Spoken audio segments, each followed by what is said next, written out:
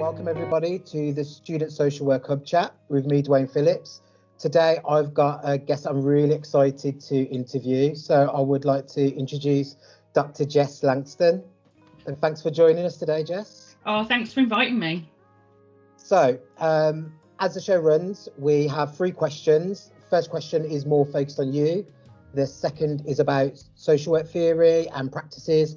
And the third one is mainly about kind of advice for students that might be taking part by listening. So the first, I've known you for years, and I always feel like every time I speak with you, I end up buying more books, or I just feel like you switch on a different light bulb in my head. So what I'd personally be really interested to know was kind of what was your route into social work? So firstly, thank you for inviting me. I love our conversations. You're always so passionate and interested, and I always come away thinking about something new. So it's a mutual exchange. But so my route into social work was, I suppose, I'm what's called a non-traditional student. I wasn't very good at school. Certainly didn't feel like I fitted at school. Wasn't very good academically. So I'd kind of just bimbled out and went into temping work in office admin, and then ended up kind of in what was the time called an unqualified social worker post, and decided to go off to do my social work degree. And I am lucky that it was at a time when they were converting UCAS experience for UCAS points, and you didn't have to do your maths and English GCSE. You could do a literacy and numeracy test. So I got in through, the skin of my teeth. And I struggled. My first year was a complete and utter train wreck. I didn't feel like I belonged. I didn't feel like, I'd been told my whole life that I was lazy or stupid, or academic, stuff wasn't for me. You're more practical. And I just really struggled. But I was at a university that prided itself on that pastoral care, that the staff group were also made up of women who had been told that they weren't to be in education, that came to education later in life, who didn't just do that very easy signposting, go off to student support thing, but actually took the time to model really good social work values and social work practice about, okay, so you've got barriers. Before you make a decision about whether academia is for you, whether you make a decision about whether the degree is for you, let's see what we can do to remove those barriers. And if it's the barriers, then how you'll carry on. And if it's not, and if it isn't for you, then you make the decision. And it turned out that actually once we started to look at some of those barriers and started to think about the complexities of being a mature student with a load of baggage that comes with you when you come from a working class background, where you're the first to go to uni, and you start addressing and looking at those things, actually it was okay, and I did all right. And that was my route into education and into social work. It's really brilliant. I think it's a real lesson for student social workers and social workers about the power in words, that, what you could say, even something flippant like, oh, you're just really practical, could be so damaging without knowing, okay, whether you think you're being helpful or not. And, I think I have somewhat similar route as well. And, do you feel that, this is a sub question that I'm asking you, do you feel that coming into your social work journey later was better for your social work skills? I think so. I think I was more purposeful about it, as I'm now looking at universities with my son, and he'll be doing a very traditional route in the sense of he'll be finishing his A-levels and then he'll be going to uni. And actually the priority for him is about finding a university that he's going to go and live in halls, and he's going to go and have fun. And we are looking at the courses, of course we are, in the course content, but actually I want him to go and have fun. I want him to go and have some of those life skills.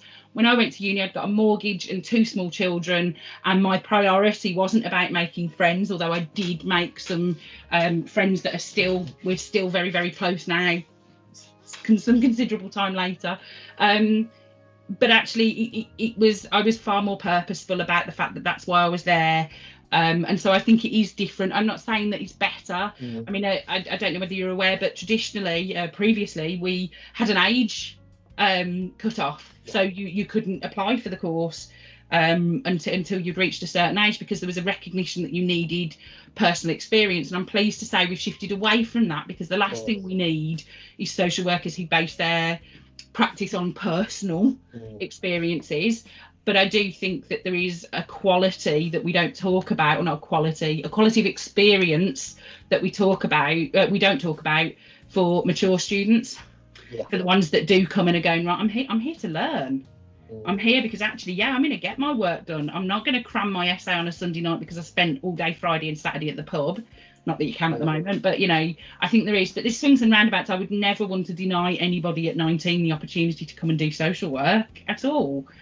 But I do think don't celebrate the positives of mature students. Definitely. And I will say I've had some amazing research and conversations over Twitter with students that are, nearly half my age. So I always find a real kind of interesting conversation of the routes to education, and almost some of the beautiful thing about it that you can go in different ways. And I think the purposefulness of the learning is quite important there. Yeah. So sticking with being a student, especially a social work student, it's so much around reflection and theory and research. So what I would like to I'd be interested to ask from you is, what's kind of a piece of research or theory or an approach or something that really interests you that you think students should be looking at? I think we've just had what I think is probably one of the most important pieces of research. Not just had it's come out a couple of years ago, and it's the Child Welfare Inequalities Project. And yes, it's slanted towards children's because that's my background and that's my interest. But I do think it's the messages and the findings are transferable in terms of how families are. So there's the Child Welfare Inequalities Project came from Paul Bywaters, Kate Morris, Callum Webb, and it looked across the country at the disproportionate intervention in the lives of people who are living in poverty, that it goes beyond just attitudes, that actually it is structurally built into our interventions, into our questions, into everything, into our computer systems, that we individualise structural inequalities, that I think Kate Morris described poverty as the wallpaper of social work practice. It's too big to notice, but it's too familiar to do it's too familiar. I think it's too familiar to notice and too big to do anything about. That we individualise it, and it certainly was what I found in my research, was that we know what the poverty line is, and we know that, and we know that below that people are going to struggle to heat, to eat, to wash, to clean, yet we still have child in need plans and child protection plans that focus on the kids' clothes not being clean enough or the food not being good enough, without actually ever saying, but the family are 30% below the poverty line. We don't do that, we just blame. And I think that it is a really important piece of research that my students will tell you I make them all read, and I shoehorn it into every lecture I can, because I just think it's just one of the most important pieces of research to be done. All right then, so guys, I will put the title of it in the description and on screen, and I think me personally will be looking at it as well, because it sounds exactly right on my street. Before, and you've not read it. I've recommended it to you before. Jess, the amount of stuff you've sent me. The last question is something that I always find interesting in people that are so experienced in so many different ways of this social care industry. And, the thing about it, it's so wide as well, is as a lecturer as well, that's, has so much interactions with students. What is kind of a piece of information, a bit of advice that you'd like to give? It's kind of the next generation of social workers coming through. I think the first bit is a really practical bit of advice about go join your union. That's absolutely my first bit of really practical advice, is go be part of a union. But I think in terms of more general kind of social work practices, to be purposeful, to recognise that you are an agent of the state. You are quite literally between the government and individual family life, and you enact that ideology, you enact that legislation. Be purposeful about it and recognise it. There's no point. The number of students who say, I'm not political, and I kind of go, how can you say that you're not political? And I'm not talking party political as in Labour, Tory, Lib Dems.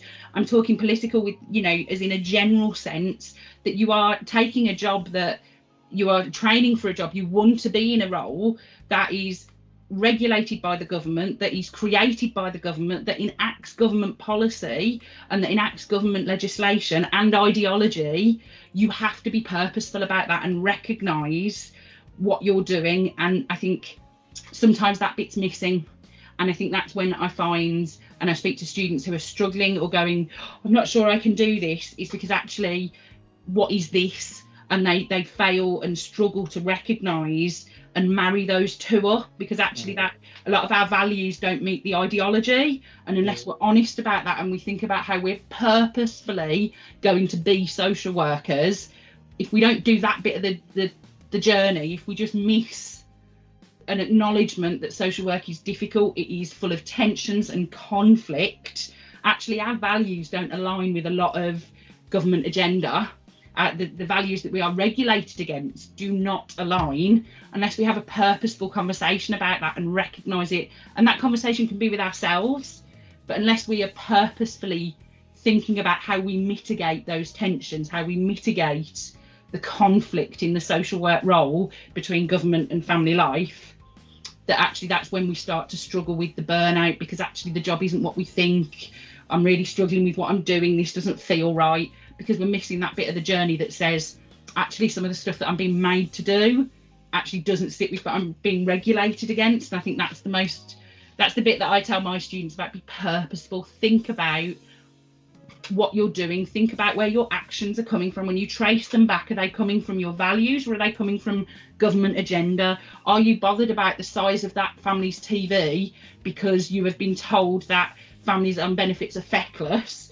Or are you worried about the size of that TV because actually you're a bit worried that dad, or mom or someone did something, or, it's going to fall off the wall? Why are you worried about that? Unpick it and be purposeful about what you're doing.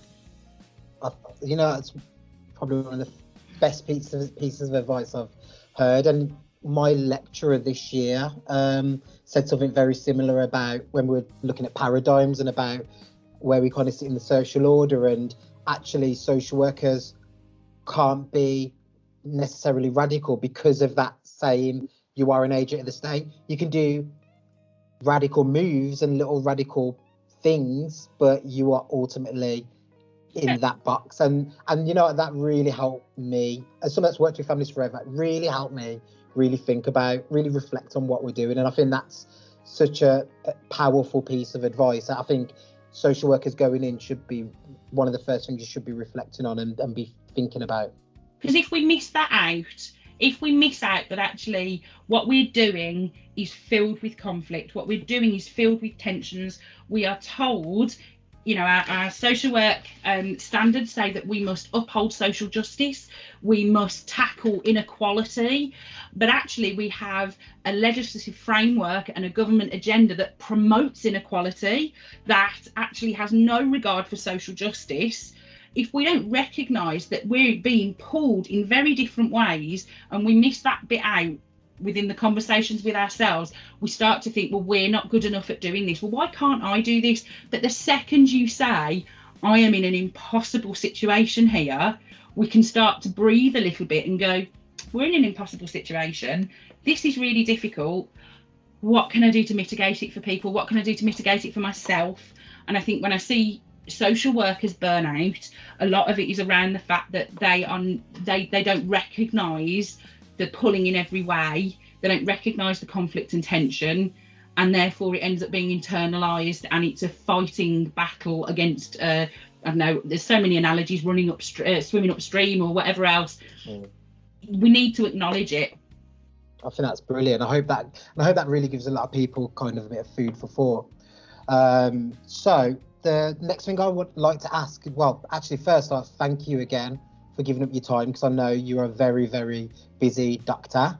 And if people wanted to make contact with you and maybe ask more, what's the best place to find you, Jess? So Twitter probably is the best place. I can't remember my Twitter name, so you're going to have to put it up for me. I'll put it underneath. It's not a problem.